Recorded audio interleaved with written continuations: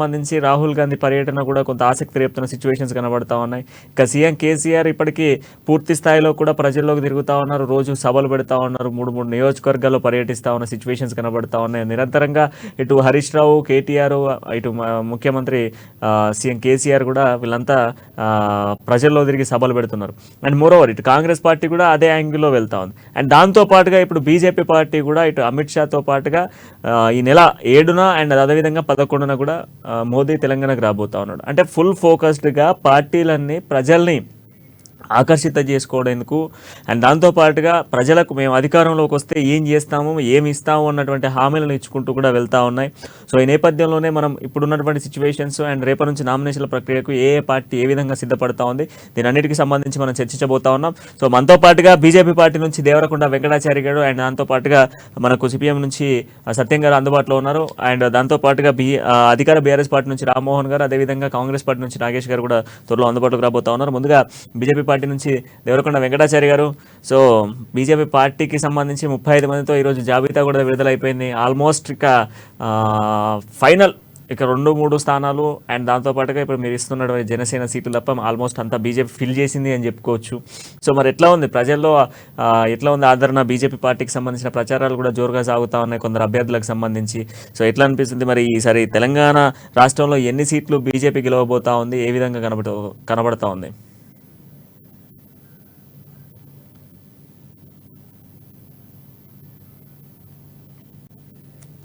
వెంకటాచారి గారు ఒకసారి మీరు రీకరెక్ట్ అవ్వండి, కొంచెం డిస్టర్బెన్స్ వస్తుంది. అండ్ ఒకసారి సత్యం గారు, సో మరి మీ పార్టీ కూడా 17 స్థానాలలో పోటీ చేయడానికి సిద్ధం అంటుంది. ఎస్ ఒక్కసారి వెంకటాచారి గారు ఆడియో వస్తుంది. ఎస్ చారి గారు చెప్పండి. నమస్కారం. మీతో పాటు వీక్షకులకు అలాగే ప్యానెల్లో ఉన్న వివిధ పార్టీల మిత్రులకు కూడా హృదయపూర్వకంగా నమస్కారం తెలియజేస్తున్నాం. ఇప్పటి వరకు బీజేపీ వెల్లడించిన జాబితా ఏదైతే ఉందో చాలా ఆశ్చర్యకరంగా ఉంది. పెద్ద అసమ్మతి రాగం కూడా ఇక్కడ కనపడలేదు. 1-2 చోట్ల ఏమైనా చిన్న చిన్న నిరసనలు రూపం అయితే ఉండొచ్చు తప్ప మిగతా నాయకులందరూ కలిసి కట్టుగా ఒకే జట్టుగా పార్టీ విజయం కోసం కృషి చేస్తున్నట్టుగా తెలంగాణ రాష్ట్రం మనకు వ్యక్తం అవుతుంది. మీరు అడిగినట్టుగా అధికారమే లక్ష్యంగా తెలంగాణ రాష్ట్రంలో బీజేపీ గత కొన్ని సంవత్సరాలుగా చాలా ప్రయత్నం చేయడం జరుగుతుంది. అందుకు అనుగుణంగానే తెలంగాణ రాష్ట్రానికి కూడా కేటాయించిన నిధుల వివరాలన్నీ కూడా మన నాయకులు చాలా రోజులుగా తెలియజేయడం జరుగుతుంది.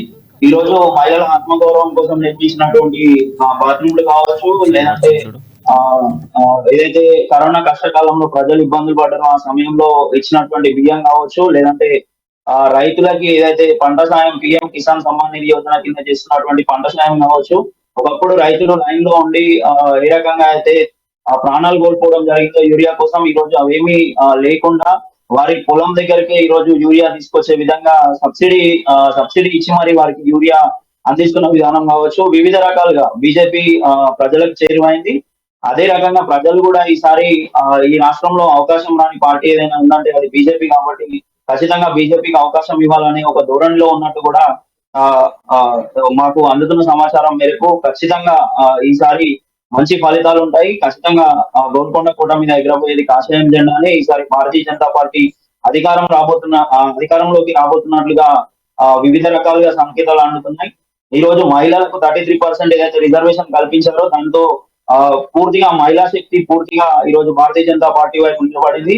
అలాగే బీసీసీఎం అని ఏదైతే నినాదం తీసుకున్నారో, ఒకప్పుడు ఏదైతే అగ్రవర్ణాల పార్టీ అని సిపిఎం నాయకులు కానీ, టిఆర్ఎస్ నాయకులు కానీ, కాంగ్రెస్ నాయకులు కానీ ఏదైతే హేళన చేశారో, ఈ రోజు ఆ మాటలన్నీ పటాపంచలు చేస్తూ ఈ రోజు ఒక బీసీని మేము అధికారంలోకి వస్తే సీఎం గా అనౌన్స్ పెట్టగలుగుతామని ఒక భరోసా ఏదైతే తెలంగాణ ప్రజలకు ఇచ్చారో అది ప్రజల్లోకి బలంగా వెళ్ళింది. ఖచ్చితంగా ఈ రాష్ట్రంతో పాటు ఈ దేశంలో కూడా అధికంగా ఉన్న బీసీ వర్గాలు ఈ రోజు భారతీయ జనతా పార్టీ వైపున నిలబడుతున్నాయి. ఖచ్చితంగా రాబోయే రోజుల్లో మంచి ఫలితాలు సాధించి ఒక బీసీని తెలంగాణ రాష్ట్రానికి ఇంతకు మునుపెన్నాడు చూడలేదు ఈ ప్రజలు ఒక బీసీని సీఎం గా. ఖచ్చితంగా 2023 డిసెంబర్ లో కానీ లేకపోతే 2024 జనవరిలో కానీ ఖచ్చితంగా రాబోయే రోజుల్లో ఒక బీసీని తెలంగాణ రాష్ట్రానికి సీఎం గా చూస్తారనే ఆశాభావం కూడా భారతీయ జనతా పార్టీ కార్యకర్తలుగా మాకు నిర్ణయం ఉంది. ఎస్ ఒకసారి మనము మనతో పాటుగా సిబిఐ నుంచి సత్యం గారు కూడా అందుబాటులో ఉన్నారు సిపిఎం నుంచి. ఒకసారి సిపిఎం నుంచి సత్యం గారు, సో మరి ఇప్పటివరకు కాంగ్రెస్తో పొత్తు పెట్టుకోవడానికి సన్నద్ధాలు గీసినటువంటి పార్టీలన్నీ, మీ రెండు పార్టీలు కూడా, ఇటు సిపిఐ సిపిఎం రెండు పార్టీలు కూడా కసరత్తు చేస్తూ ఉన్నాం, మాకు అక్కడ కొన్ని స్థానాలు కావాలి అన్న నేపథ్యంలో కాంగ్రెస్తో విభేదాలు రావడం, ఈరోజు మరి 17 స్థానాలలో పోటీ చేస్తామని చెప్పేసి ప్రకటిస్తూ ఉంది. సో మరి పోటీకి సిద్ధమవుతా ఉన్నారా? ఉన్నటువంటి తక్కువ సమయంలో పార్టీ ఏ ఏ స్థానాల్లో పోటీ చేయడానికి సంబంధించినటువంటి లిస్టును కూడా విడుదల చేసింది. మరి అక్కడ గెలిచేటువంటి స్థానాలైనా 4 లేదా 5 స్థానాలు అన్నారు, బట్ మళ్ళీ అల్టిమేట్గా 17 స్థానాలకు చేరడాన్ని ఎలా చూడాలి ఇది? నమస్కారం అండి. ముందుగా అమ్మ న్యూస్ ఛానల్ యాజమాన్యానికి, అట్లాగే ఇతర పార్టీల నాయకులందరికీ కూడా నమస్కారం.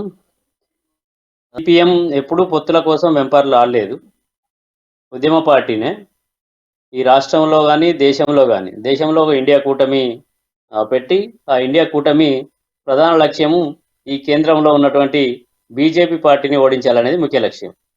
అలాగే రాష్ట్రంలో కూడా కేంద్ర రాష్ట్ర ప్రభుత్వాల వైఖరిని నిరసిస్తూ పార్టీలతో సర్దుకుపోవాలి, సీట్ల సర్దుబాటు చేసుకోవాలనేది. ఇది ప్రజా సంక్షేమం కోసం తప్ప మా వ్యక్తిగత కారణాల కోసం మేము పొత్తుల కోసం వెంపర్లాడింది కాదు. దానిలో ముందుగానే ఈ రాష్ట్రంలో కాంగ్రెస్ నుండి ప్రపోజల్స్ వచ్చాయి. మేము మీతో కలిసి పనిచేస్తాం, సర్దుబాట్లు చేసుకుందాం సీట్లే అని చెప్పి ఇక్కడ ఇన్ఛార్జి కేసి వేణుగోపాల్ గారు కావచ్చు, అట్లాగే మాణిక్యరావు ఠాకరే గారు కావచ్చు, వీళ్ళు ప్రపోజల్స్ పెట్టారు సిపిఎం ముందు. అట్లాగే వెయిట్ చేశారు. సిపిఎం సిపిఐ కూడా పొత్తుల కోసం వెయిట్ చేశారు. ఇది అందరూ మీకు తెలిసిన విషయమే. దాంట్లో భాగంగా సిపిఎంకు 2, సిపిఐకి 2 అని చెప్పి పొత్తులలో సీట్లను కూడా అవగాహనకు వచ్చాయి. ఒక అవగాహనకు సిపిఐకి కొత్తగూడెం, అట్లాగే చెన్నూరు అని, సిపిఎంకు మిర్యాలగూడ, అలాగే వైరా అని చెప్పి వాళ్ళు సూచించారు. ముందుగా సిపిఎం సిపిఐ 5 స్థానాలు బలం ఉన్న కంపల్సరీ నెగ్గేటి, గతంలో కూడా నెగ్గినవి, అత్యాశకు పోకుండా 5 స్థానాలు ప్రపోజల్స్ కూడా పెట్టారు. దాన్ని కూడా కాంగ్రెస్ మేము ఆలోచిస్తామని చెప్పింది. అందులో ముఖ్యంగా భద్రాచలంలో ఇప్పటి వరకు 10 సార్లు ఎన్నికలు జరగగా 8 సార్లు సిపిఎంఏ గెలిచింది. అక్కడ సిపిఎం 40 సంవత్సరాలుగా అధికారంలో ఉంది. అలాంటి సీట్ను కూడా ఏం చేశారంటే అది సిట్టింగ్ సీట్ అని చెప్పి, ఇప్పుడు కాంగ్రెస్ సిట్టింగ్ సీటు అది ఇవ్వలేమని చెప్పారు. అంటే కాంగ్రెస్ సిట్టింగ్ సీట్ అంటే 8 సార్లు సిపిఎంఏ గెలిచింది. అయినా ఇప్పుడు ఉన్న పరిస్థితులలో పొందం వీరయ్య గారు అక్కడ ఒక ట్రైబల్ నాయకుడిగా ఉండి, కాంగ్రెస్ నాయకుడిగా ఎమ్మెల్యేగా ఉండి, ఏదైతే బీఆర్ఎస్ ఆకర్షణ చేసినా కూడా అతను అమ్ముడు పోకుండా నిబద్ధత ఉన్నాడు కాబట్టి అతనికి ఇవ్వాలి, మేము ఆ సీటు కుదరదని చెప్పి కాంగ్రెస్ నుండి ప్రతిపాదనలు వచ్చింది. అయినా దాన్ని మేము అర్థం చేసుకున్నాం. అంటే ఒకసారి పొత్తు ధర్మం కనుక చేసుకున్నట్లయితే త్రిపుర రాష్ట్రంలో సిపిఎం సిట్టింగ్ సీటును అక్కడ ఉన్నటువంటి రాష్ట్ర అధ్యక్షుడు, కాంగ్రెస్ అధ్యక్షుడు కావాలని అడిగితే త్యాగం చేశాం సిపిఎం. అలాంటిది ఏమి లేదు. అంటే పొత్తులో ఒక ధర్మం అనేది ఒకటి ఉంటుంది. ఇది మీరు గెలుస్తారా అనేది కాకుండా పొత్తు ధర్మాన్ని పాటించే విధంగా చేశారు. అట్లాగే మదిర కూడా సిట్టింగ్ సీటు ఉంది వాళ్ళకు. మదిర కూడా గతంలో గెలిచిన సీటు.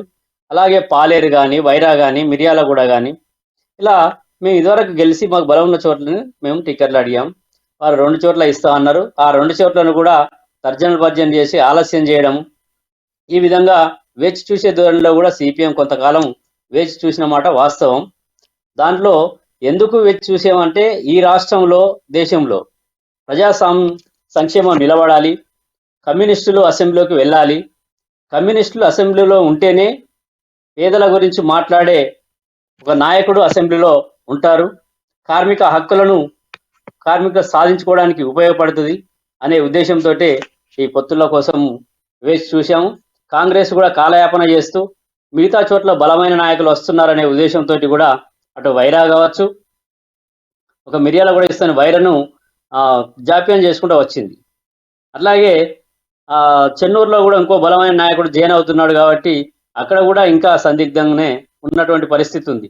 వీటన్నిటిని చూసుకున్నప్పుడు సిపిఎం ఒక డెడ్ లైన్గా చెప్పారు, మీరు కాలయాపన చేస్తే బాగుండదు, నిన్నటి మధ్యాహ్నం వరకు, ఈరోజు మధ్యాహ్నం వరకు చెప్పాలని చెప్పి కూడా ఏ సీట్లు ఇస్తారు. 2 సీట్లు అంటే 2 సీట్లు ఏంటి అండి, మిర్యాల కూడా వైరా, ఇంకోటి ఏంటి అని చెప్తే హైదరాబాద్లో ఇంకో చోటు ఇస్తామని చెప్పారు.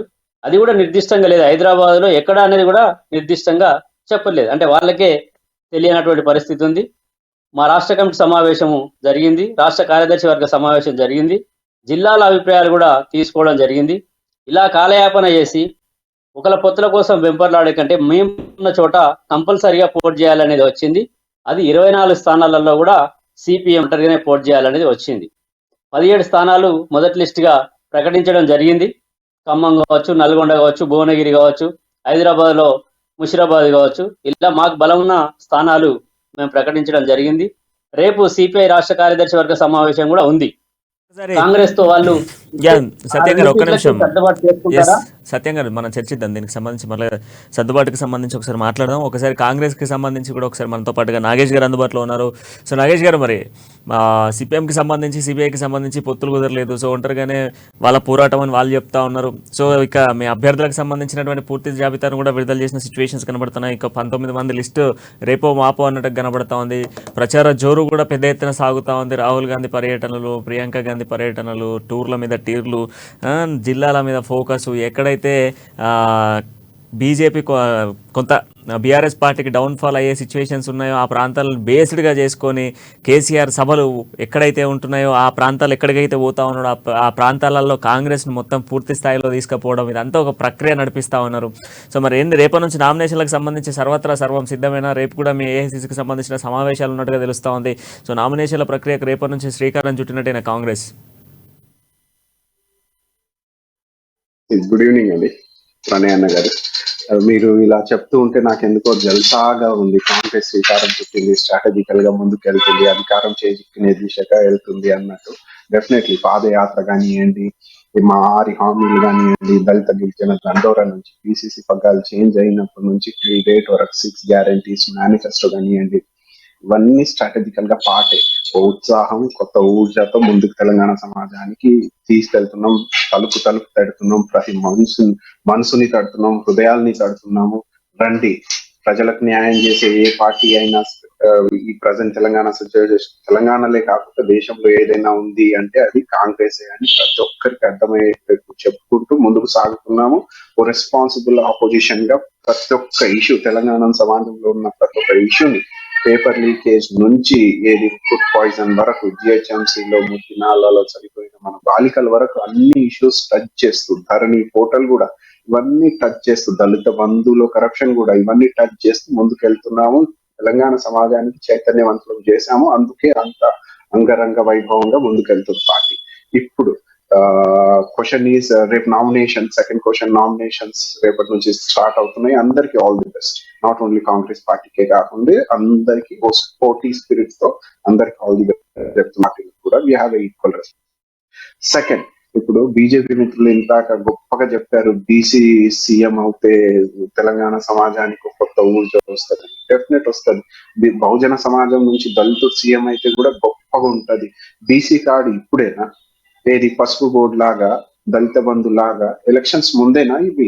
లేకపోతే లేదు, బీసీ నాయకత్వం మీద మీకు కాన్ఫిడెన్స్ ఉంది, మీరు చాలా చిత్తశుద్ధిగా ఉన్నారు, బీసీల పట్ల వెల్ఫేర్ ఓరియంటెడ్, వాళ్ళకి మెయిన్ స్ట్రీమ్ డెవలప్మెంట్ తీసుకురావాలి, బీసీ మహిళల్ని కూడా, అంటే ఆ ఉమెన్ రిజర్వేషన్ బిల్లో ఉమెన్స్ ఉండేటోళ్ళు, బీజేపీ ప్రపోజ్ చేసిన ఉమెన్ బిల్లో బండి సంజయ్ గారు కూడా బీసీని ఆ నాయకత్వం, పిసిసి ఏది పగ్గాల నుంచి వైతొలగించడం కానివ్వండి, కేటీఆర్ ఢిల్లీకి వెళ్ళి బీజేపీ లీడర్ చేంజ్ చేయడం కానివ్వండి, ఇవన్నీ అవ్వకుండా జరిగాయి.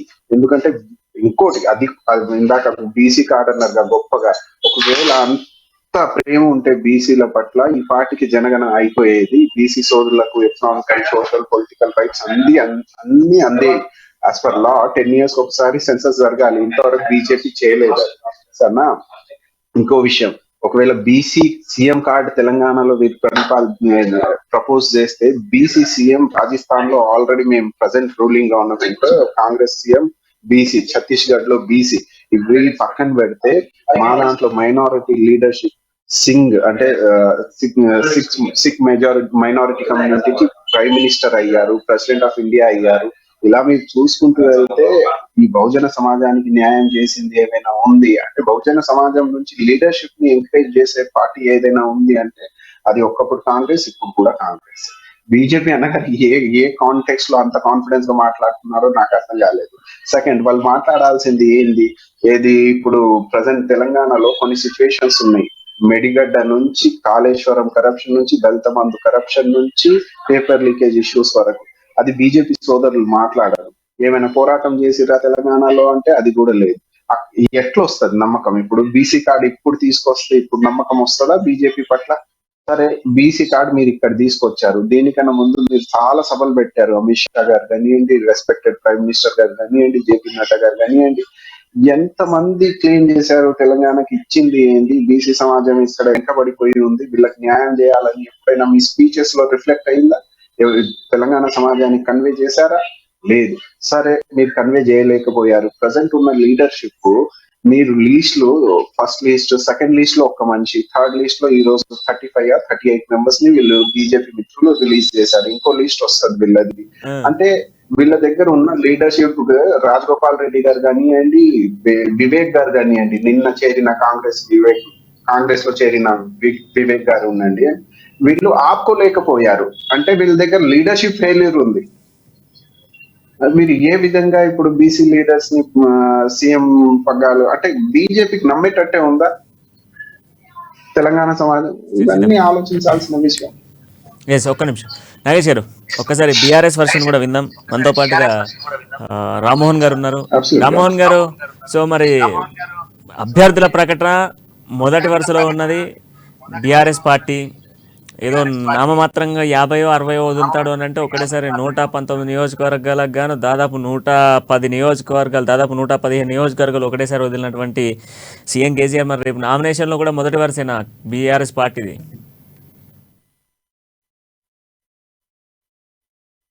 ముఖ్యమంత్రి కేసీఆర్ గారు పూర్తి కాన్ఫిడెన్స్ తోటి అభ్యర్థులు ప్రకటించడం జరిగింది. గడిచిన ఎన్నికల్లో కూడా అదే విధంగా వారు అన్ని పార్టీల కంటే ముందు అభ్యర్థులను ప్రకటించి కార్యరంగంలోకి దూకడం జరిగింది. అందరూ కూడా అభ్యర్థులందరూ కూడా ఆ యొక్క కాన్ఫిడెన్స్ తోనే ఈ రోజు మళ్ళీ అధికారం రాబోతామని పూర్తి స్థాయి కాన్ఫిడెన్స్ ఉంది. కాబట్టి ముఖ్యమంత్రి గారు సుమారుగా 115 సీట్లకు అభ్యర్థులను ప్రకటించడం జరిగింది. మొదటి విడత ప్రచారం కూడా ఇంచుమించుగా ఒక 60-70% అందరు అభ్యర్థులు పూర్తయిపోయింది. ఇక మిగతా పార్టీల పరిస్థితి ఈ రోజు వరకు అభ్యర్థులను ఇంకా ఓడపోత కార్యక్రమం, ఆ పార్టీ నుంచి ఇక్కడ ఎవరు జంప్ అవుతారు, ఇక్కడ నుంచి అక్కడ ఎవరు జంప్ అవుతారు, రెండు పార్టీలు కూడా ఎదురు చూస్తుంటూ కూర్చున్నాయి. కాంగ్రెస్ నుంచి బీజేపీలోకి ఎవరు వస్తారు, బీజేపీ నుంచి కాంగ్రెస్ కి ఎవరు వస్తారని చూసుకుంటూ, ఎందుకంటే అభ్యర్థులు కరువు అయిపోయారు. వాళ్ళకి గడిచిన క్షేత్రస్థాయిలో పర్యటన చేసి చూసినప్పుడు అందరికి అర్థమైపోయింది కాంగ్రెస్ వాళ్ళకి కూడా ఇక మనం గెలిచేటట్లు లేని పరిస్థితి అని చెప్పేసి కొంతమంది నాయకులు బీఆర్ఎస్ లకు రావడం జరిగింది. ముఖ్యమంత్రి కేసీఆర్ గారి నాయకత్వాన్ని బలపరిచి మనం కేసీఆర్ గారే ఈ రాష్ట్రాన్ని ముందుకు తీసుకుపోతారు అనే ఒక ఉద్దేశంతో ఇక్కడ రావడం జరిగింది. ఇంకా కాంగ్రెస్ పరిస్థితి ఆగమ్యకు వచ్చిన, బీజేపీ పరిస్థితి ఇంకా ఘోరమైన పరిస్థితి. వారు దిక్కు చూసుకుంటూ కూర్చున్నారు. ఏ పార్టీ నుంచి ఎవరు వస్తారు, ఎక్కడి నుంచి ఎవరు వస్తారు, ఎన్ఆర్ఐ వస్తారా లేకపోతే మిగతా ద్వితీయ శ్రేణి నాయకులు వస్తారా వేరే పార్టీల నుంచి? ఎందుకంటే వాళ్ళు కేవలం అధికారం కోసమే పనిచేస్తారు. ఇవాళ తెలంగాణ ప్రాంతానికి మేము ఫలానా పని చేస్తాం అనే ఒక లక్ష్యం లేదు వారికి, ఓ మేనిఫెస్టో లేదు, ఈ రోజు వరకు ఏం ప్రకటించారు. ఎందుకంటే వాళ్ళకు ఒక లక్ష్యం లేదు తెలంగాణ పైన, కేవలం జాతీయ నాయకత్వం పైన ఆధారపడే పనిచేస్తుంటాం. ఇదో కాంగ్రెస్ కి వెళ్ళి చేర్చుకున్న వాళ్ళు మళ్ళీ వాళ్ళు వాపసు వెళ్ళిపోయారు. ఎందుకంటే వీళ్ళ పరిస్థితి అర్థమైపోయింది. బీజేపీ పరిస్థితి ఇంట్లో కూడా పొగసలేమో, ఇక రాష్ట్రానికి కనీసం దిశానిర్దేశం చేసే శక్తి కూడా ఏ నాయకునికి లేదు అని చెప్పేస్తే వాళ్ళు అటు నుంచి ఇటువైపు వెళ్ళిపోయారు. రేపు నామినేషన్ల పర్వం స్టార్ట్ అయితే కూడా అంతే, ఇంచుమించుగా అందరూ కూడా పూర్తి స్థాయి కాన్ఫిడెన్స్ ఉన్నారు. కాబట్టి టిఆర్ఎస్ నాయకులు ఎవరైతే అభ్యర్థులుగా ఖరారో వాళ్ళందరూ కూడా నామినేషన్ ప్రక్రియ ముందుగానే పూర్తి చేస్తారు. తప్పకుండా మూడోసారి అధికారం రావడం ఖాయం. ఎందుకంటే స్పష్టమైన అవగాహన ఉంది ముఖ్యమంత్రి కేసీఆర్ గారికి. ప్రజల యొక్క సంక్షేమం ఏ విధంగా చేయాలో, వాళ్ళకి ఏం అవసరం అనేది పూర్తి స్థాయిలో అవగాహన ఉంది. కాబట్టి అద్భుతమైన పథకాలు ప్రవేశపెట్టి దానిపైన ముందుకు పోతా ఉన్నారు. ప్రజలు కూడా వారు వెంబడున్నారు కాబట్టి వారు కేసీఆర్ గారు విశ్వసిస్తున్నారు. ఉచిత కరెంట్ ఇస్తామంటే విశ్వసించారు, రైతు బంధు ఇస్తామంటే విశ్వసించారు, ఈ రోజు బీమా ఇస్తామంటే అన్ని పథకాలు కూడా అద్భుతమైన పథకాలు ఉన్నాయి. వీటిని ఏ విధంగా చూసినా కానీ భారతదేశంలో ఏ రాష్ట్రంలో కూడా ఏ అధికారంలో ఏ పార్టీ కూడా ఇటువంటి పథకాలు ఇంప్లిమెంట్ చేయలేదు, ఈరోజు ప్రవేశపెట్టలేదు.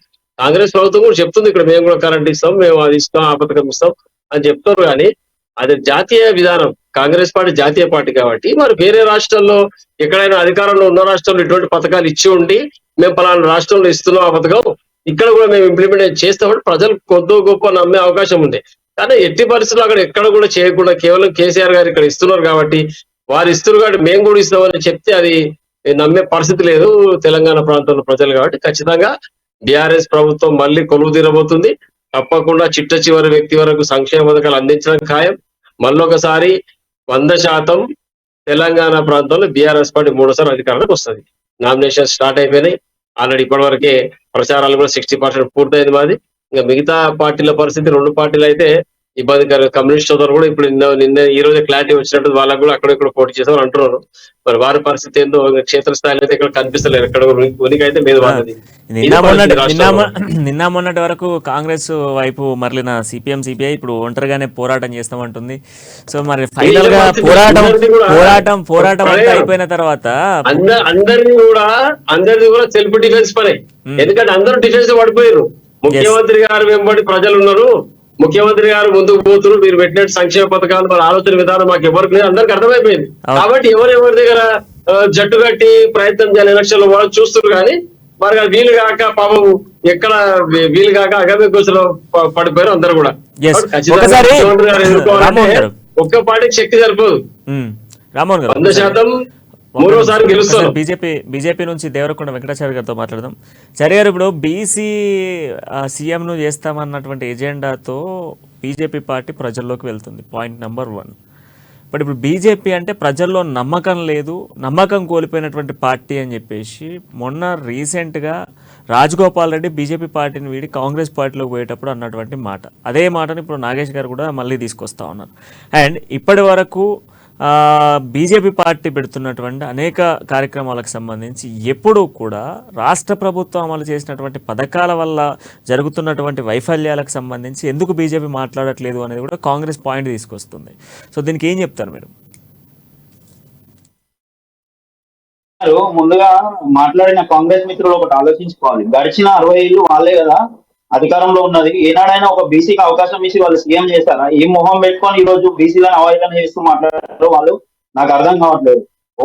2004లో Telangana CM BC, Chhattisgarh CM BC అన్నగారు, Manmohan Singh minority prime minister అన్నగారు, ఈ రోజు బీసీ ప్రైమ్ మినిస్టర్, చాయ్ వాలా ప్రైమ్ మినిస్టర్ అయ్యాడు అంటే అదే సంవిధానం, కాంగ్రెస్ రచించిన సంవిధానే అది. ఈ అన్ని కామెంటరీ ఆపితే నేను మాట్లాడతా. వాళ్ళు మాట్లాడేటప్పుడు ఒకసారి వినండి, ఆయన చెప్పేది వినండి, ఆ తర్వాత అవకాశం కూడా ఇవ్వలేదు. వాళ్ళు మాట్లాడేటప్పుడు వాళ్ళని ఆగమనండి కొద్దిసేపు. గడిచిన 60 ఏళ్లలో బీసీల నిట్టనిలున ఉంచిన పార్టీ కాంగ్రెస్ పార్టీ 60 సంవత్సరాల అధికారంలో ఉండి కూడా వాళ్ళు చేయలేని పని ఈ రోజు మేము చేస్తున్నామని అడుగుమాట వాళ్ళకి. అదొకటి. 2004లో ఏదైతే వాళ్ళు సోనియా గాంధీ గారు తెలంగాణ గడ్డపై నుంచి మేము తెలంగాణ ఇస్తామని చెప్పి ఇవ్వకుండా నిర్లక్ష్యం చేసినందుకు 1200 మందిని బలి తీసుకున్న బలిదేవత అన్న ఒక వ్యక్తిని తెచ్చి ఎవరు గతి లేక ఈరోజు అధ్యక్షుడిగా పెట్టుకొని ఆ పార్టీ రూలింగ్ల కోసం మన కలగంటుంది చేసినా అది వాళ్ళు చేసిన 2 తప్పు. ఆ కార్యకర్తలకు కానీ ఆ నాయకులకు కానీ వాళ్ళ అధ్యక్షుడి మీదనే ఈ రోజు నమ్మకం లేదు. కాబట్టి ఒక్కొక్కరు మైక్ ముందుకు వచ్చి ఒక్కొక్కలాగా మాట్లాడుతారు. ఆయన పైసలకు కొన్నాడు, అధ్యక్ష పదవి అని ఒకరు అంటారు, లేకపోతే ఇలా ఎమ్మెల్యే సీట్లు అమ్ముకున్నారని ఒకరు అంటారు. వివిధ రకాలుగా మాట్లాడుతుంటారు వాళ్ళ కాంగ్రెస్ పార్టీ వాళ్ళు. వాళ్ళలో వాళ్ళకి క్రమశిక్షణ లేదు. వాళ్ళు మేము ఓబీసీని ముఖ్యమంత్రి చేస్తామంటే కడమండతో ఈ రోజు మాట్లాడుతున్నారు. సరే, నేను మీకు కొన్ని స్టాట్స్ చెప్తా ప్రణయ్ గారు. ఏ రకంగా ఓబీసీలకు కానీ ఈ దేశంలో ఉన్న బీసీలకు కానీ న్యాయం చేసిన పార్టీ భారతీయ జనతా పార్టీ అని వాళ్ళు అడుగుతున్నారు కదా. ఈ రోజు 27 మంది కేంద్ర మంత్రులను చేసిన ఘనత ఈ రోజు నరేంద్ర మోడీ గారి ప్రభుత్వానికి. ఈ రోజు ఓబీసీ కమిషన్ కి వీళ్ళు 60 ఏళ్లలో ఇవ్వలేని జాతీయ హోదాని కేవలం రెండు పర్యాయాల అధికారంలో ఉన్న మేము ఓబీసీ కమిషన్ కి జాతీయ హోదా ఇవ్వడం జరిగింది. ఈ రోజు బీసీ మినిస్టర్లను అత్యధికంగా 60 సంవత్సరాలలో ఎప్పుడు నియమించలేనంత మంది కేంద్ర మంత్రుల్ని ఈ రోజు కేంద్ర కేబినెట్ లోకి తీసుకోవడం జరిగింది. ఒక గిరిజన మహిళని అసలు వీళ్ళు ప్రాధాన్యతని ఇవ్వని గిరిజన వర్గాలకి ఈరోజు ప్రాధాన్యతనిచ్చి దేశంలోనే అత్యున్నత స్థానమైన మన రాష్ట్రపతి స్థానంలో ఈరోజు కూర్చోబెట్టడం జరిగింది. అలాగే మాకు అవకాశం వచ్చినాడు ఒక మైనారిటీని రాష్ట్రపతి స్థానంలో కూర్చోబెట్టడం జరిగింది. ఈ రోజు దేశంలో కేవలం ఎస్సీ ఎస్టీ బీసీ మైనారిటీలే కాదు, ఏవైతే ఓసీ కాస్ట్ ఉందో దాంట్లో కూడా వెనుకబడిన ప్రజలు ఉన్నారని చెప్పి ఈడబ్ల్యూఎస్ రిజర్వేషన్ తీసుకొచ్చిన ఘనత నరేంద్ర మోదీ గారి ప్రభుత్వాన్ని. ఇవన్నీ మర్చిపోయి వీళ్ళు ఎట్లా మాట్లాడతారండి? ఈ రోజు బలిదేవత అన్న ఒక లీడర్ ని తెచ్చుకొని వాళ్ళ అధ్యక్షుడిని పెట్టుకొని వాళ్ళ పార్టీలో 60 సంవత్సరాల నుంచి 70 సంవత్సరాల నుంచి పనిచేస్తున్న నాయకులు ఉన్నప్పటికీ కూడా అధ్యక్ష హోదా పనికిరారని చెప్పి ఈ రోజు ఒక ఓటుకు నోటు కేసులో దొరికినటువంటి దొంగలను తీసుకొచ్చి ఈ రోజు అధ్యక్షుడిగా పెట్టుకొని వాళ్ళు మేమే సీఎం అవుతామని కలలు అంటున్నారు. ఇక బీఆర్ఎస్ మిత్రులు కనీసం 5 ఏళ్లు నిలబడలేని ఒక ప్రాజెక్టు కట్టిన ప్రపంచ అత్యుత్తమ ఇంజనీర్ వాళ్ళ అధ్యక్షుడు ఈ రోజు. అట్లాంటి అధ్యక్షుడిని పెట్టుకొని 3వ సారి మేము అధికారంలోకి వస్తామని వీళ్ళు కలలు అంటున్నారు. ఇక్కడ వీళ్ళకే ఎన్ని కళలుంటే బీసీలకి న్యాయం చేసి ఈ రోజు బీసీ జనగణన ఆయన అడిగే కాంగ్రెస్ మిత్రుడు బీసీ జనగణన ఎందుకు చేయట్లేదు? 2011లో జనగణన జరిగిందండి. యాజ్ పర్ రాజ్యాంగం 2026లో మళ్ళీ జనగణన జరిగేది ఉంది. ఖచ్చితంగా 2026లో జనగణన చేయకపోతే మీరు బయటకు వచ్చి నిరసనలు చేయండి. వీళ్ళు ఇంతగా అడుగుతున్నారు కదా, ఓబీసీ జనగణన చేయట్లేదని మీరు ఎన్నిసార్లు బయటకు వచ్చి ధర్నాలు చేసిరండి? ఒకసారి చూపిమనండి వాళ్ళ ఫోటోలు. ఓబీసీ జనగణన జరగకపోయినా 2011 సెన్సెస్ ప్రకారం ఓబీసీలకు రావాల్సిన వాటా కంటే ఎక్కువ వాటా ఇస్తున్నది ఈ రోజు నరేంద్ర మోదీ గారి ప్రభుత్వం. ఇవన్నీ స్టాట్స్ బేస్ చేసుకునే ఈ రోజు ఓబీసీ ముఖ్యమంత్రిని చేస్తామని చెప్పడం జరిగింది. అంతే తప్ప ఏదో నీటి మీద రాతల్లాగా లేకపోతే కాంగ్రెస్ మిత్రులాగా ఓబీసీలకు ద్రోహం చేసి ఓబీసీలను ఈ రోజు మేము ముఖ్యమంత్రి చేస్తామని చెప్పి కల్లబొల్లి మాటలు చెప్పి ప్రజలను మోసం చేయదలుచుకోలేదు. ఖచ్చితంగా ఈ రాష్ట్రంలో రాబోయేది భారతీయ జనతా పార్టీ ప్రభుత్వమే. ఈ రాష్ట్రంలో నెక్స్ట్ కాబోయేది బీసీ వర్గాలకు చెందిన ఒక నాయకుడే ఈ రాష్ట్రానికి ముఖ్యమంత్రిగా ఉంటాడు. వీళ్ళలాగా ఓసీలను ముంగట పెట్టి ఏదో 2%, 1% ఉన్న జాతులను ముందట పెట్టి రాష్ట్రాన్ని 60 సంవత్సరాలు నడిపించాలని బీజేపీ అనుకోవట్లేదు. ఖచ్చితంగా ఏవైతే అత్యధిక ప్రాధాన్యత కలిగిన అత్యధిక జనాభా కలిగిన వర్గాలు ఉన్నాయో ఆ వర్గాలకి అధికారం చేకూర్చాలనే విధంగా ఈ రోజు భారతీయ జనతా పార్టీ ప్రణాళికలు రచించింది. అందుకే ఈ దేశ హోంమంత్రి గారైన అమిత్ షా గారు తెలంగాణ ఘటన మీద నుంచి అనౌన్స్ చేయడం జరిగింది. ఖచ్చితంగా ఈ రోజు మీరు చూడండి, వారు చెప్తున్నారు కదా, బీజేపీ అధికారంలో ఉన్న రూల్డ్ స్టేట్స్ ఏవైతే ఉన్నాయో వాటిలో ఎక్కువ శాతం ఓబీసీలే ఈ రోజు ముఖ్యమంత్రులుగా ఉండడం జరిగింది. ఇవన్నీ లెక్కలు చూసిన తర్వాత కూడా వారికి కాంగ్రెస్ మిత్రులకి ఇంకా కూడా సిగ్గు అనిపిస్తుంది ఇట్లా మాట్లాడడానికి నేను ఈ సందర్భంగా అడగదలుచుకున్నా. చారి గారు ఒక్క నిమిషము, ఒక్కసారి మనం సత్యం గారితో మాట్లాడదాం సిపిఐ నుంచి. ఆ తర్వాత రామ్మోహన్ గారి దగ్గర నుంచి ఒక ప్రశ్న అండ్ దాంతోపాటు నాగేష్ గారి దగ్గర నుంచి ఒక ప్రశ్న ఉంది. మీ ప్రశ్నల దగ్గరికి వస్తాను. అంతకుముందు ఒక్కసారి ఈరోజు కొంత చర్చ అంతా కూడా చాలా వరకు సిపిఐకి సంబంధించినటువంటి విషయాల్లో కూడా కొన్ని బయటకు తీసేటువంటి అంశాలు ఉన్నాయి. ఎందుకంటే చివరి వరకు కాంగ్రెస్తో ప్రయత్నాలు కొనసాగించినటువంటి సిపిఎం పార్టీ మరి ఇప్పుడు చివరి క్షణాలలో మేము సొంతగానే పోటీ చేస్తాము అని చెప్పేసి ఒక ఎజెండాను తీసుకొచ్చింది. సో ఇంత షార్ట్ పీరియడ్లో ప్రచారాలు కానీ లేదా అభ్యర్థులకు సంబంధించినటువంటి జాబితాలు కానీ ఇవన్నీ చేయాలి. ఆల్మోస్ట్ రేపటి నుంచి నామినేషన్ స్టార్ట్ అవుతున్నాయి. ఈ నామినేషన్లో అరౌండ్ ఒక మనం చూస్తే 3 నుంచి అంటే 7 రోజుల ప్రక్రియనే ఉంది. ఈ 7 రోజులలో అభ్యర్థుల ప్రకటన, వాళ్ళకి సంబంధించినటువంటి అభ్యర్థులు ఎవరు అనేటువంటి ఫుల్ డీటెయిల్స్తో పాటుగా ఇప్పుడు మీరు 24 స్థానాలు అంటున్నారు. ఈ 24 స్థానాలకు సంబంధించి అభ్యర్థుల ప్రకటనకు ఇవన్నిటికి కూడా ఒక ప్రాసెస్ అనేది నడుస్తూ ఉంటుంది. అండ్ మీతో పాటుగా మీటింగ్స్ పెట్టుకోవాలి, ఇదంతా జరగాలి. సో ఇదంతా జరుగుతుందా సత్యం గారు? ఇంత షార్ట్ పీరియడ్లో మీరు తీసుకున్నటువంటి నిర్ణయం సక్సెస్ అవుతుందా?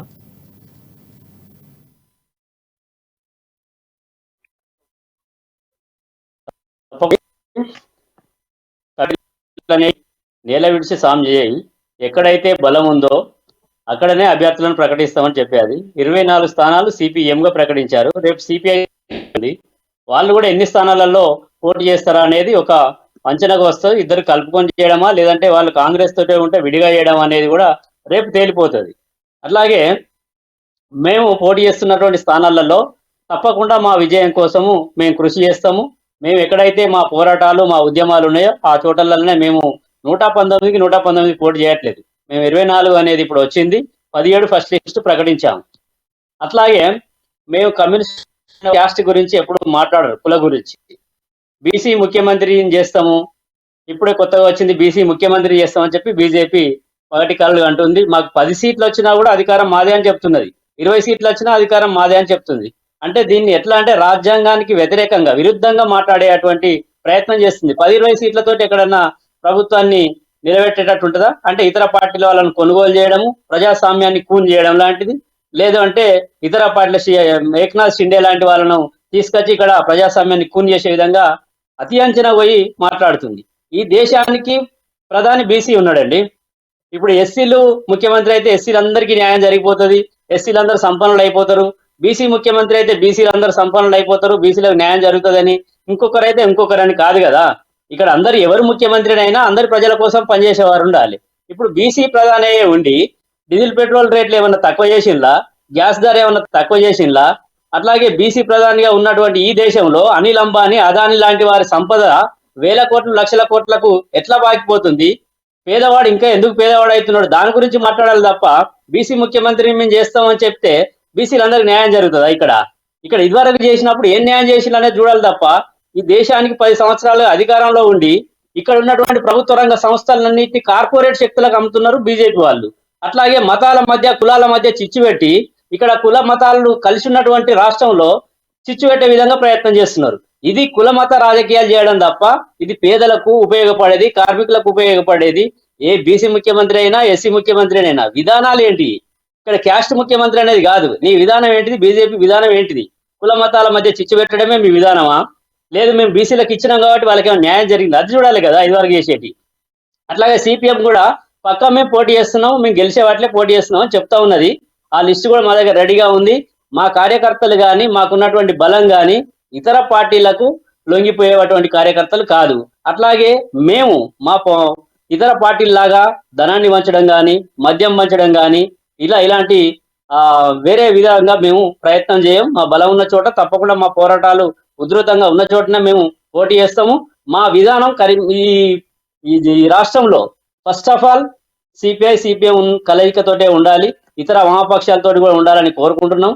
అవి ఎక్కడైతే వాళ్ళు పోటీ చేస్తారో అక్కడ ఒకరికొకరు సహకారం తప్పకుండా ఉంటుంది. ఈ రాష్ట్రంలో బీజేపీ ఏదైతే పొలిటికల్ అంటుందో సీట్లను చూసుకొని మేము బీసీ ముఖ్యమంత్రి అనో లేకపోతే 10 సీట్లను చూసుకొని అంటుందో, ఒక్క సీటు కూడా ఈ రాష్ట్రంలో బీజేపీని గెలవకుండా సిపిఐ సిపిఎం ఇతర వామపక్ష పార్టీలు కంపల్సరీ ఐక్యంగా పోరాటం చేస్తాయి. ఎక్కడెక్కడైతే బీజేపీ ఓడడానికి అవకాశం ఉందో 5 సీట్ల 3 సీట్ల అక్కడ ఖచ్చితంగా సిపిఎం బీజేపీని ఓడించడానికి కోసమే ప్రయత్నం చేస్తుంది. అక్కడ బీజేపీని ఎవరైతే ఓడిస్తారు, అది కాంగ్రెస్ ఓడించే అటువంటి వే ఉందా, బీఆర్ఎస్ ఓడించేటువంటి వే ఉందా? అక్కడ మేము బీఆర్ఎస్ కాంగ్రెస్ అని చూడం, బీజేపీని ఓడించడమే మా ప్రథమ లక్ష్యం. దానికోసం బీఆర్ఎస్ కైనా సపోర్ట్ చేస్తాం. అక్కడ ఓడించే కాడ కాంగ్రెసే కనుక ఓడించేటట్టు ఉంటే కంపల్సరిగా కాంగ్రెస్. ఇక రెండో స్థానంలో ఉన్నటువంటి వేరే చోట్లలో కూడా మేము అధికారంలోకి రావాలని స్ట్రగుల్ చేస్తాము, దానికోసమే ప్రయత్నం చేస్తాము. సత్యం గారు, మూడో విధానం కూడా ఏంటి? సత్యం గారు, సిపిఎం సిపిఐ కాన్సెప్ట్ అంతా కూడా ఇప్పుడు కాన్సెప్ట్ ఓన్లీ ఏంది, ఇప్పుడు బీజేపీని గద్దె దించడమే ఏజెండా. సో ఓకే, దాన్ని ఒక్క నిమిషం మనం ఆగితే ఒకసారి కాంగ్రెస్ నుంచి ఒక పాయింట్ ఒక్క నిమిషం ఒక్కసారి సత్యం గారు, మన కాంగ్రెస్ నుంచి కూడా ఒక పాయింట్ ఉంది. సో నాగేష్ గారు, 60 సంవత్సరాలు ఈ తెలంగాణ 60 సంవత్సరాలు ఈ దేశం పాలించినటువంటి కాంగ్రెస్ పార్టీకి సంబంధించి ఇప్పటి వరకు బీసీలు అనేటువంటి కాన్సెప్ట్ తీసుకురానటువంటి కాంగ్రెస్ పార్టీ ఈరోజు బీసీలకు సంబంధించి మాట్లాడే అర్హత లేదు అంటూ కూడా బీజేపీ మిత్రుడు చెప్తా ఉన్నాడు. ఇంతకుముందు మీరు క్వశ్చన్ కూడా రేజ్ చేశారు. ఫస్ట్ బీసీలకు సీఎం గా కాన్సెప్ట్ తీసుకురాలేదు కాంగ్రెస్ అంటే, పర్టికులర్ గా బీసీ వేరు, దళిత సీఎం వేరు, ఇవన్నీ ఇద్దరు చెప్తారు చూడండి. బీఆర్ఎస్ బీజేపీ చెప్తుంది చూడండి, ఒకరు దళిత సీఎం, ఒకరు ఓబీసీ నుంచి సీఎం వస్తారని. ఇలా కాంగ్రెస్ చూడదండి. కాంగ్రెస్ ఎప్పుడు సమాజ నిర్మాణం కోసమే బయలుదేరింది, గాంధీ నాటిన విత్తనాల మీదనే వెళ్తుంది. బీసీ సీఎంలు మా హిస్టరీ తిప్పి చూస్తే ఎంత మందో మీకు తెలుస్తుంది. ఇప్పుడు ప్రజెంట్ సీఎం బీసీ సీఎంలు రాజస్థాన్, ఛత్తీస్గఢ్, ఇవన్నీ పక్కన పెడితే ఇప్పుడు బీజేపీ అన్న గారికి నాకు ఆన్సర్స్ ఇవ్వాలి. ఆయన చెప్పినది చాలా ఫస్ట్ థింగ్, సత్యం మాట్లాడడానికి సిగ్గు ఉండాలన్న. ఒకవేళ సత్యం మాట్లాడడానికి సిగ్గు ఉండాలి అంటే హిటన్బర్గ్ రిపోర్ట్ కానివ్వండి, గుటన్బర్గ్ రిపోర్ట్ ఏమంటాయో అవిటికి సిగ్గు ఉండాలా, అది వాస్తవాలు ప్రజలు తీసుకొస్తుందా అంటే అన్నకి ఇది ఆన్సర్. ఒక రకంగా మనం డెమోక్రటిక్ సిస్టమ్ లో డిబేట్ లో ఉన్నప్పుడు ఏ విధంగా మాట్లాడాలి, ప్రజలకు మనం మెసేజ్ ఎలా కన్వే చేయాలన్నది నా దృష్టిలో, నా కోణం, నా అబ్జర్వేషన్, అందుకోసం ఇది చెప్పా. సెకండ్, ఇప్పుడు బీజేపీ అన్న గారికి ఇంకోటి, ప్రైమ్ మినిస్టర్ మన్మోహన్ సింగ్ ఓ మైనారిటీ సమాజానికి చెందిన, ప్రెసిడెంట్ ఆఫ్ ఇండియా ఓ మహిళ, మీరు ఆమె పేరు మర్చిపోతున్నాం. బీసీ సీఎంలు ఎంతమంది మీరు పాస్ట్ చూడండి. ఇవన్నీ పక్కన పెడితే పార్టీ కాంగ్రెస్ పార్టీకి 4 నుంచి 5 మంది ఫీమేల్స్ లీడ్ చేశారు. బీజేపీ చరిత్రలో ఉందా ఒక్క ఫీమేల్ లీడర్ ప్రెసిడెంట్ అయిందా బీజేపీకి? సరే, ఇవన్నీ పక్కన పెట్టండి. మేము ఓబీసీ సెన్సస్ చేస్తాము అంటారు, అంటే చట్టపరితంగా 10 years ఒకసారి చేయాలి. మేము చేస్తాము అంటే ఇది డెమోక్రటిక్ సిస్టమ్, ఇందులో ప్రాసెస్ ఉంటది. అంటే మీరు కాన్స్టిట్యూషన్ ని, ఆ సంవిధానాన్ని నమ్ముకోరు అన్నమాట. చేస్తాము అంటున్నారు, దట్ షోస్ ఆరోగెంట్. ఇప్పుడు ఇంకోటి, మా లీడర్షిప్ లో యూనిటీ లేదు, రేవంత్ రెడ్డి ఎవరు, ఇవన్నీ క్వశ్చన్స్ వస్తున్నాయి. అంటే రేవంత్ రెడ్డి ప్రాబ్లమా మీకు, లేక కాంగ్రెస్ చేపట్టిన 6 హామీల ప్రాబ్లమా, లేక కాంగ్రెస్ అధికారం దిశగా వెళ్తుంది అన్నది ప్రాబ్లమా? అది క్లియర్ గా చెప్పట్లేదు అన్నగారు, బీజేపీ అన్నగారు. నెక్స్ట్, ఓబీసీని నేషనల్ స్టేటస్ ఇచ్చారు, ఓబీసీ కమిషన్ వెరీ నైస్ ఇచ్చారు. అయితే రాహుల్ గాంధీకి లోక్సభ నుంచి బర్తరఫ్ చేయండి అని ఓబీసీ కమిషన్ చెప్పిందా మీకు? అంటే మోడీ అన్న పేరుని పట్టుకొని మీరు బీసీ సమాజానికి ఉద్దేశించి మాట్లాడారు రాహుల్ గాంధీ అని డిస్క్వాలిఫై చేశారు. ఏ ఎఫ్ఐఆర్ ఫైల్ చేసింది? ఏ ఓబీసీ కమిషన్ చెప్పింది మీకు? అంటే మీరు అంత చిత్తశుద్ధికి మాట్లాడతారా? అంటే ఈ ప్రజాస్వామ్యంలో వేరేళ్ళు మాట్లాడేది సత్యం బేస్ చేసుకుని, నేనైతే సత్యాన్ని బేస్ చేసుకుని చెప్పాను. అంటే సిగ్గు ఎలా ఉండాలి? ఇప్పుడు నేను మాట్లాడేదంతా సత్యమే, అంటే సత్యం మాట్లాడడానికి సిగ్గు ఉండాలా? బీజేపీ అన్నగారికి ఇది క్వశ్చన్. సెకండ్, ఇంకోటి ఇందాక అన్నారు చూడండి, మన సిపిఎం అన్నగారు, గుడ్ అబ్జర్వేషన్, ఐ అప్రిషియేట్. దళిత సీఎం వస్తే గానీ, ఓబీసీ సీఎం వస్తే గానీ అంత ఓబీసీకి వెల్ఫేర్ వచ్చినట్ట? ఇది బీజేపీ అన్నగారు చెప్పాల్సిన క్వశ్చన్ కి ఆన్సర్ ఇది. నేనైతే చెప్తా, ప్లస్ ఓబీసీ నుంచి రావాలి, ఎస్సీ నుంచి రావాలి, ఎస్టీ నుంచి రావాలి, ప్రతి ఒక్క సమాజం నుంచి రావాలి. కానీ తెలంగాణ సమాజానికి మోసం చేసేది ఎవరు? దళిత సీఎం అని ఇంతవరకు ఎవరో చేయలేదు. ఓబీసీ సీఎం అని ఇంకోరు కార్డు తీసుకొని వచ్చారు. ఇద్దరి ధోరణి ఒక్కటే చూడండి. ఇక్కడ మేము కాంగ్రెస్ అంటున్నాము, సమాజం నిర్మాణానికి మేము బయలుదేరాము, survival of the fittest leader వస్తే ఆయనకు ముందు పెట్టి రాష్ట్రాన్ని కాన్స్టిట్యూషన్ బేస్ చేసుకొని నడిపిస్తాం మేము. అది 100% అది. ఇప్పుడున్న prime minister, OBC prime minister, చాయ్ వాలా ప్రైమ్ మినిస్టర్ అయ్యారు చూడండి. అదే చట్టం, అదే కాన్స్టిట్యూషన్ రాసింది కూడా కాంగ్రెసే. ఒకవేళ ఏకపక్ష ధోరణి ఉంటే ఈ పార్టీ గాంధీలే సీఎం అయ్యేటోళ్ళు. Please, I just want to rectify అన్నగారి నాలెడ్జ్, బీజేపీ అన్నగారి నాలెడ్జ్ స్పెషల్ గా. అంటే రెక్టిఫై చేయాల్సిన అవసరం లేదు, అది టైం బీయింగ్ అవుతుంది. ఇప్పుడు నా క్వశ్చన్ ఏంటంటే, ఓబీసీ సమాజం నుంచి సీఎం వస్తే తెలంగాణ సమాజంలో ఉన్న ప్రతి ఒక్క ఓబీసీకి న్యాయం జరిగినట్ట?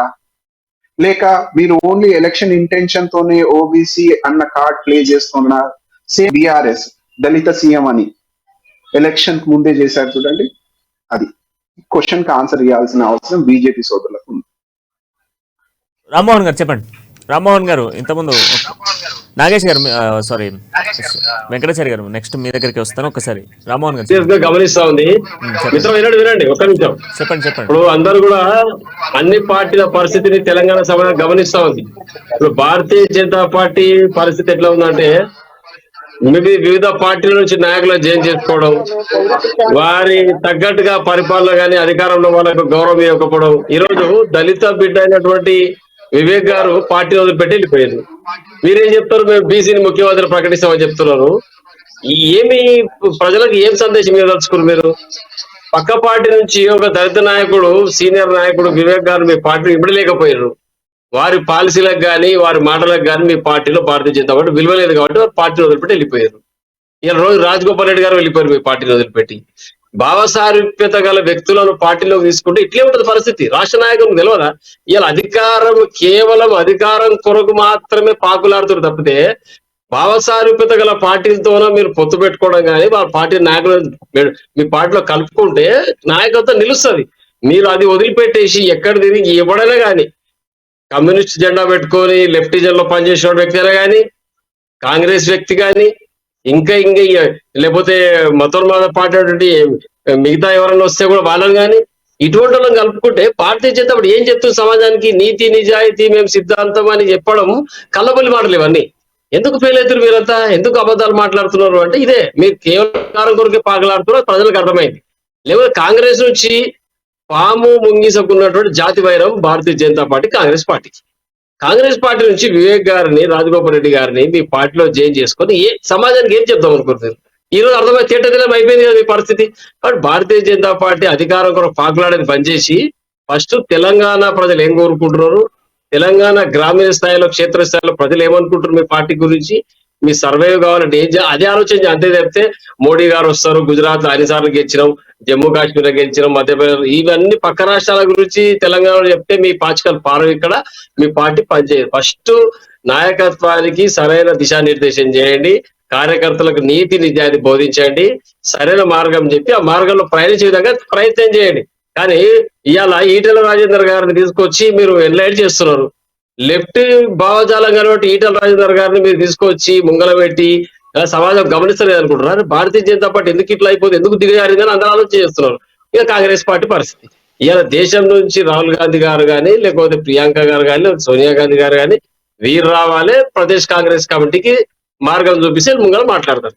ఇవాళ రేవంత్ రెడ్డి గారి మాటలు కానీ ఎవరు విశ్వసించే పరిస్థితి లేరు. ఎందుకంటే వారు ఏ స్థాయిలో ఉన్నటువంటి తెలుగుదేశం పార్టీలో ఏం జరిగింది, ఆ ఓటుకు నోటు కేసు ఏమైనా అటువంటి వ్యక్తిని తీసుకొచ్చి పిసిసి పగ్గాల అప్పగించడం, ప్రజలు అన్ని గమనిస్తూ ఉన్నారు. కాబట్టి ఖచ్చితంగా ముఖ్యమంత్రి కేసీఆర్ గారి నాయకత్వంలో ముందుకు పోవడానికి తెలంగాణ ప్రజలు సిద్ధంగా ఉన్నారు. ప్రజలు కూడా ముఖ్యమంత్రి గారు వెంబడే ఉన్నారు. బట్ అద్భుతమైన సంక్షేమ పథకాలు అందిస్తున్నారు కాబట్టి ముఖ్యమంత్రి గారు మరొకసారి ఎన్నికల్లో అద్భుతమైన మెజార్టీతో గెలిపించడానికి సిద్ధంగా ఉన్నారు. అది మిగతా పార్టీని గమనించుకోవాలి. ఇప్పుడు పెద్దలు కమ్యూనిస్ట్ పార్టీ సోదరులు కూడా చెప్పడం జరిగింది. భారతీయ జనతా పార్టీ మనం ఓడించే దిశగానే పనిచేస్తామని చెప్పారు. కానీ కాంగ్రెస్ పార్టీతో చర్చలు జరిపి చివరి వరకు వారిని మోసం చేయడం కాంగ్రెస్ పార్టీ పరిస్థితి కూడా అర్థమైపోయింది ఇవాళ. ఎందుకంటే కమ్యూనిస్ట్ సోదరులను వాడుకోవడం, వాళ్ళను అవసరానికి ఉపయోగించుకొని ఇలా పట్టించుకోకపోవడం కూడా పూర్తి స్థాయిలో ఇది కాంగ్రెస్ పార్టీకి తగది. ప్రజలందరూ గమనిస్తున్నారు. అన్ని పార్టీల విషయాలు తెలంగాణ ప్రజలు సీరియస్ గా గమనిస్తున్నారు. ఎవరికి ఓటు వేయాలి, ఎవరి మాట నమ్మాలి, ఎవరిని విశ్వసించాలి, ఏ నాయకుడైతే మాకు సరిపోతున్న విధంగా తెలంగాణ ప్రజలు కాబట్టి ఖచ్చితంగా కాంగ్రెస్ పార్టీ డీకే శివకుమార్ మొన్న వచ్చి చెప్పారు ముఖ్యమంత్రి గారు, ఉప ముఖ్యమంత్రి గారు కర్ణాటక, వారు అన్నారు కదా 5 గంటలు కరెంట్ ఇస్తున్నాం మేము కర్ణాటకలో. అక్కడ ఇక్కడ ఇస్తారు కరెంటు. ఒక్క నిమిషం దానికి ఒక్క నిమిషం రామ్మోహన్ గారు, ఒక్కసారి బీజేపీ మిత్రుడు అప్పటి నుంచి కూడా పాయింట్ రేజ్ చేస్తా ఉన్నారు. ఎస్ వెంకటాచారి గారు చెప్పండి. అండి వారు ముగ్గురు మొత్తం అంటే ఈ రోజు వారు ఏమనుకుంటున్నారంటే ముగ్గురు కూడా మిత్రులు డిబేట్ అధికారంలో ఉన్నట్టే మాట్లాడుతున్నారు వారు. ఓకే, వారు అంతగా బీజేపీని అభినందిస్తున్నందుకు వారికి ధన్యవాదాలు తెలియజేస్తున్నా. ఖచ్చితంగా జనవరిలో ఏర్పడబోయేది మా ప్రభుత్వమే. అప్పుడు మీకు కావాల్సినంత స్టఫ్ ఇస్తాం. అప్పుడు వ్యతిరేకించండి, విమర్శించండి, ఇంకేమైనా చేయండి. బట్ ఇప్పుడు ఉన్నది మాత్రం మీ రాష్ట్రంలో బీఆర్ఎస్ ప్రభుత్వం. కాంగ్రెస్ మిత్రులు అలాగే సిపిఎం మిత్రులు కూడా అది మర్చిపోతున్నట్టున్నారు. ఈ రోజు దేశంలోని వివిధ రాష్ట్రాల్లో అణగారిన వర్గాలకు అధికారం చేకూర్చి కొంతమంది కింద స్థాయి కులాల నుంచి తెచ్చి సీఎంలను చేసిన సిపిఎం పార్టీ ఏదైతే ఉందో ఒకప్పుడు దాదాపు 20% ఓటింగ్ పర్సెంటేజ్ తో ఈ దేశంలో కొన్ని రాష్ట్రాలను ఏకఛత్రాధిపత్యంతో వెళ్ళింది. కానీ ఈ రోజు అదే సిపిఎం పార్టీ వీళ్ళు ఏదైతే అడవిలో ఉండి మేము అణగారిన వర్గాలకు అన్నలుగా న్యాయం చేస్తామని చెప్పి అడవిలో ఉండి వీరు చేయలేక ఈ రోజు 2% ఓటింగ్ వచ్చింది. దేశంలో వీరి విశ్వసనీయత ఎలా ఉందనేది జస్ట్ 1% చూస్తే తెలుస్తుంది. బెంగాల్లో ఏకదాటిగా దాదాపు 20 సంవత్సరాలు పరిపాలించినటువంటి సిపిఎం పార్టీ ఈ రోజు కనీసం ఒక సీటు తెచ్చుకోలేక ఈ రోజు డిపాజిట్లు కోల్పోయే పరిస్థితికి ఎందుకు వచ్చిందో ఒకసారి సిపిఎం మిత్రులు ఆలోచించాలి. కేవలం బీజేపీని ఓడించడమే మీ లక్ష్యం కాదు మిత్రమా, అణగారిన వర్గాలన్నిటికీ న్యాయం చేయడం మీ లక్ష్యం. భారతీయ జనతా పార్టీ ఒక్కరే మీ శత్రువులుగా అనిపిస్తున్నట్టు 60 ఏళ్లు ఈ దేశాన్ని పాలించినటువంటి కాంగ్రెస్ పార్టీ మీకు ఏం అన్యాయం చేయనట్టుగా అనిపిస్తున్నట్టుంది. ఇది చాలా దురదృష్టకరం. మీరు పేదల పక్షాన అణగారిన వర్గాల పక్షాన ఇప్పటికైనా నిలబడాలి, వారి పక్షాన మాట్లాడాలని ఒక భారతీయ జనతా పార్టీ మిత్రుడిగా మనస్ఫూర్తిగా కోరుకుంటున్నా. మీరు ఇప్పటికైనా మారుతారని విశ్వసిస్తున్నా. మీ లక్ష్యం కేవలం బీజేపీని ఓడగొట్టడం కాదు, మీరు అధికారంలోకి రావాలని ప్రయత్నించండి, పేద ప్రజలకు అణగారిన వర్గాలకు న్యాయం చేయాలని ప్రయత్నించండి. దాన్ని నేను స్వాగతిస్తాను. కానీ కేవలం బీజేపీని ఓడగొట్టాలి లేకపోతే బీజేపీని దేశంలో లేకుండా చేయాలంటే అది మీ తరం కాదు. ఈ రోజు దేశంలోని అత్యధిక మంది ప్రజలు కోరుకుంటుంది నరేంద్ర మోదీ గారి హయాంలోని కేంద్ర ప్రభుత్వంలో భారతీయ జనతా పార్టీ 303 సీట్లు ఇచ్చే రకంగా అయితే ప్రభుత్వాన్ని ఏర్పాటు చేశారు. దానికి ఖచ్చితంగా కేంద్ర ప్రభుత్వం చెప్పండి మిత్రమైన రాష్ట్రానికి ఏం చేసినా చెప్పండి. భారతీయ జనతా పార్టీ తెలంగాణ రాష్ట్రానికి ఏం చేసినా చెప్పండి. ఒక్క ప్రాజెక్టు జాతీయంగా కనిపించలేదు. ఇలా బీజేపీ గురించి మాట్లాడతారు మీరు. అవకాశం ఇస్తారా వాళ్ళని మాట్లాడమంటారా? నన్నయ్య గారు ఒక అవకాశం ఇస్తారా వాళ్ళకి మాట్లాడమంటారా మీరు? నేను ఒకటి బీఆర్ఎస్ పార్టీ జాతీయ పార్టీ అయింది. వాళ్ళు మర్చిపోతున్నట్టు మిత్రులు. వాళ్ళు ఇంతసేపు ఈ రాష్ట్రం గురించి మాట్లాడు అంటున్నారు. వాళ్ళు ఈ రాష్ట్రం పేరు తీసేసుకొని వాళ్ళు ఈ రాష్ట్రంలో ఎప్పుడు ఎలిమినేట్ అయిపోయారు. వాళ్ళు తెలంగాణ రాష్ట్ర సమితి పార్టీ అని ఎప్పుడైతే తీసేసిరో ఆ తర్వాత వాళ్ళు ఈ రాష్ట్రం నుంచి ఎలిమినేట్ అయిపోయారు. ఖచ్చితంగా వాళ్ళని ఎలక్షన్ లో ఈ రాష్ట్రం నుంచి తరిమి కొట్టడం కూడా జరుగుతుంది. కాకపోతే వాళ్ళు ఆలోచించాల్సింది ఏంటంటే ఒక జాతీయ పార్టీగా దేశం రాష్ట్రాల సౌభాగ్యం గురించి ఆలోచించాలి, అన్ని వర్గాల ప్రజల యొక్క సంక్షేమం గురించి కూడా మనం ఆలోచించాలి. ఆ దిశగా భారత రాష్ట్ర సమితి మిత్రులు ఆలోచించకపోవడం అనేది దురదృష్టకరం. ఏదో రాష్ట్రంలో ఏదో జరుగుతుంది మాకెందుకు, ఈ రాష్ట్రంలో ఏం జరిగిందో అని చెప్పాలనుకున్నప్పుడు మీ పార్టీ పేరు కేవలం టీఆర్ఎస్ అని మాత్రమే ఉంచుకునేది ఉండే, బీఆర్ఎస్ గా మార్చుకోకపోయేది ఉండేది. ఇది నా సలహా ఒకటి మీకు. మీరు బీఆర్ఎస్ గా ఎప్పుడైతే మార్చుకున్నారో దేశం మొత్తంలో ఏం జరుగుతుందో కూడా మాట్లాడాలి మిత్రమా. కేవలం ఈ స్టేట్ ఒకటే కాదు, ఈ స్టేట్ లో కూడా మీరు ఎవరి కాళ్ళు పట్టుకొని సోనియా గాంధీ గారి కాళ్ళు పట్టుకొని మీ పార్టీని విలీనం చేస్తామని చెప్పి వాళ్ళకి మోసం చేసి వచ్చి ఈ రోజు మీరు అధికారంలో ఉన్నారు. ఆ విషయాన్ని మీరు మర్చిపోవద్దు. ఒకటి ఇక కాంగ్రెస్ పార్టీ మిత్రులు ఏమంటున్నారు, ఓబీసీ ఎవరిని మోసం చేయలేదు, కేసీఆర్ గారు ఎవరు కాళ్ళు పట్టుకోలేదు. ఎందుకు ఓబీసీ కార్డు ప్లే చేస్తున్నారు? ఈ రోజు భారతీయ జనతా పార్టీకి ఏం అవసరం ఓబీసీల మాట్లాడుతున్నారు. ఈ రోజు ఇదే ఓబీసీల గురించి ఉదయపూర్ డిక్లరేషన్ లో తెలంగాణ రాష్ట్రంలో జరగబోయే ఎన్నికలు ఏవైతే ఉన్నాయో దాంట్లో 34 సీట్లు బీసీలకు కేటాయించాలని మరి తీర్మానం ఎందుకు చేస్తారో ఒకసారి కాంగ్రెస్ మిత్రులు చెప్పాలి. ఏ వర్గం అయితే ఏముంది ప్రజలకు న్యాయం చేసే విధంగా ఆ నాయకుడిని ఎన్నుకోవాలని వారు చెప్తున్నప్పుడు మరి ఈ డిక్లరేషన్ ఎందుకు వచ్చింది? ఈ తెలంగాణ రాష్ట్రంలో బీసీ డిక్లరేషన్ అని సమావేశాలు ఎందుకు పెట్టిరు? మీకు బీసీలను పైకి తేవాలని ఇంట్రెస్ట్ మీకెందుకు వచ్చింది? ఒక పార్టీగా మీకు లీడర్ ముఖ్యం కదా, ఆయన ఏ వర్గానికి చెందిన వాడైనా మీకు అనవసరం. మరి అట్లాంటప్పుడు మీరు బీసీ డిక్లరేషన్ ఎందుకు తీసుకురావాల్సి వచ్చింది? 34 సీట్లు కేటాయించాలని మీ బి హనుమంతరావు గారి హయాంలో కమిటీ ఎందుకు వేయాల్సి వచ్చిందో వారు ఒకసారి వారు క్లారిటీ ఇవ్వాలి. ఈ రోజు ఏదైతే సామాజిక సమీకరణాలు రావట్లేదు అని చెప్పి బీసీ నేతలు వారి పార్టీ నుంచి వెళ్ళిపోతూ ఎందుకు బయటకు వస్తున్నారో కూడా ఒకసారి కాంగ్రెస్ మిత్రులు చెప్పాలి.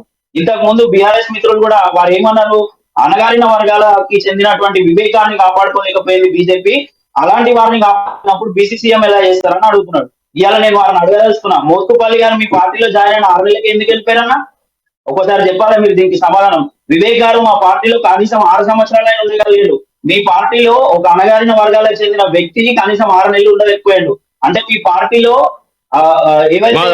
అణగారిన వర్గాల వ్యక్తులు చాలా మంది మిత్రమా, అణగారిన వర్గాల వ్యక్తులు చాలా మంది మా దగ్గర.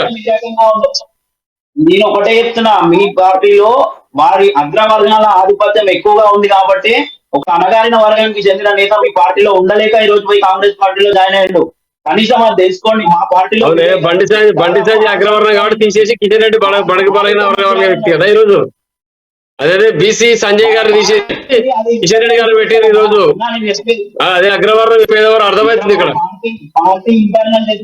పార్టీ ఇంటర్నల్ మీ పార్టీకి మరి